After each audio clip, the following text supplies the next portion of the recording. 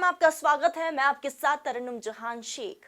ढूंढो कहीं नहीं रास्ता, क्या सही में नून, खून और कानून हो गया है सस्ता? आज हम आपको न्यूज़पेपर की कुछ खबरों की कटिंग दिखाएंगे और कुछ हकीकत से रूबरू करवाएंगे। आप बने रहिए हमारे साथ।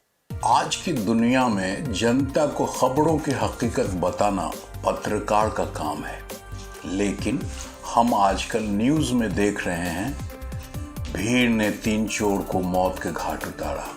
चोरी के शक में भीड़ ने युवक को मार डाला। एक बदमाश को भीड़ ने पीट पीट कर मौत की नींद सुलाया। ये तो रही भीड़ तंत्र की बात, और आगे की खबर को गौर से देखें, जहां हत्या और रंजिशन हत्या से न्यूज़पेपर रक्त रंजित रहती है।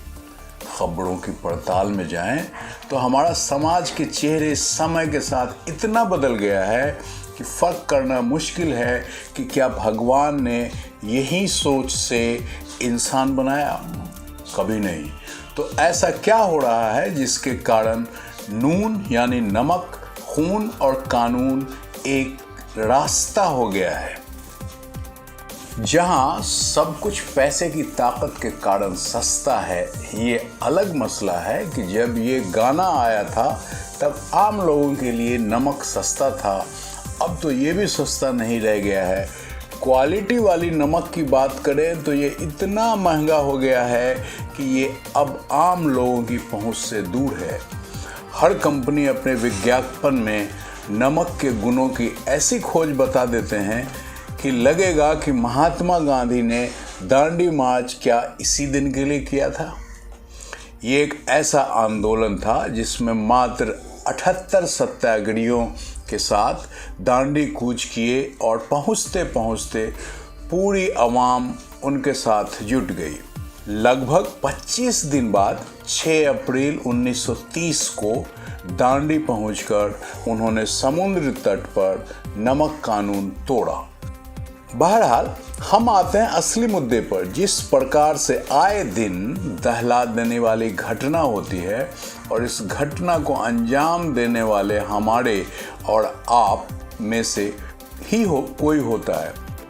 खून और कानून के बीच गहरे ताल्लुकात होते हैं और आज तो कानून का राज ही खत्म हो गया है। भीड़ सरेआम किसी को मार देती है। न्याय की आस को नाउमीदी का कहर किस तरह कब टूट पड़े वो कोई नहीं जानता। हम न तो घर में सुरक्षित हैं और न बाहर। कभी कभी लगता है कि कानून का राज ही खत्म हो गया है और हम एक ऐसे माहौल में हैं जहां पर डर और खतरा का साया हर वक्त मंडरा रहा है। ये डर और ये खतरा दोनों ही समाज में एक विश्व वेल की तरह बढ़ रहा है। समझ के बदलते दायरे ने इसे काफ़ी मजबूती दे रखा है। कहीं छोटे मोटे अपराध को भी संगीन बना दिया जाता है और भीड़ तंत्र न्याय तुरंत उसे मौत देकर पा जाते हैं। तो ये जजमेंट ऑन द स्पॉट कौन कर रहा है और क्यों कर रहा है? ये अपने आप में सवाल है। सवाल इसलिए क्योंकि हम एक सभ्य समाज में रहते हैं जहां गलत करने वाले पर दंड देने के लिए कानून है, लेकिन कानून कारगर नहीं है ऐसा भी नहीं है। हाँ, इसे लागू कराने वाला कारगर है या नहीं, ये सवाल के दायरे में है और इसी सवाल के घेरे में हम सभी हैं।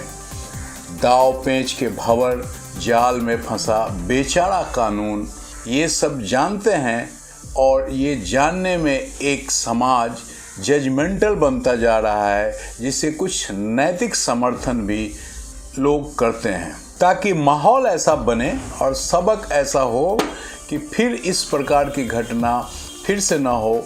इसे आप आम भाषा में तालिबानी समाज कह सकते हैं, जहां पर सब कुछ जायज़ है और जायज़ इसलिए है क्योंकि न्याय करने वाला ही खुद अपने को सबसे ऊपर मानता है और मानता समाज भी है क्योंकि शक्ति के तंत्र उनके पास हैं और जब शक्ति तंत्र जनतंत्र जुट जाए तो मनोबल बढ़ना लाजमी है, लेकिन 100-200 की भीड़ में न्याय के मामले में कमज़ोर लोग भी मजबूत बन ऐसा जाया करते हैं क्योंकि इनके भीतर न तो कानून का डर है और न किसी और का।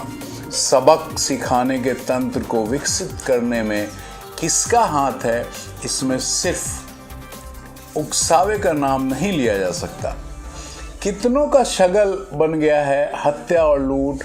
एक तरफ जहां समाज में अपराधियों का बोलबाला है, वहीं अपराधी को निपटाने वाले भी कम तैश में नहीं हैं। सामाजिक खाइयों को जो पाटने का काम होना चाहिए वो तो धीरे धीरे सपना बनना शुरू हो गया है। और आज के युग में भोगवादी मानसिकता समस्याओं की जड़ में है। तुलनात्मक अध्ययन, फलां के पास ये है मेरे पास क्या है, यह बात सब पर भारी पड़ रहा है। जो समस्या के पीछे का असली वजह है। रही बात भरोसे की, तो न तो कोई पुलिस पर भरोसा करने को अब तैयार है और कानून पर, और सरकार भी अपने सत्ता के तंत्र को स्थापित करने में मस्त है। सरकार को लगता है आपकी और हमारी ज़रूरत केवल सड़क, बिजली और पानी पर टिक गई है, लेकिन हकीकत में इससे हम और आप कोसों दूर हैं।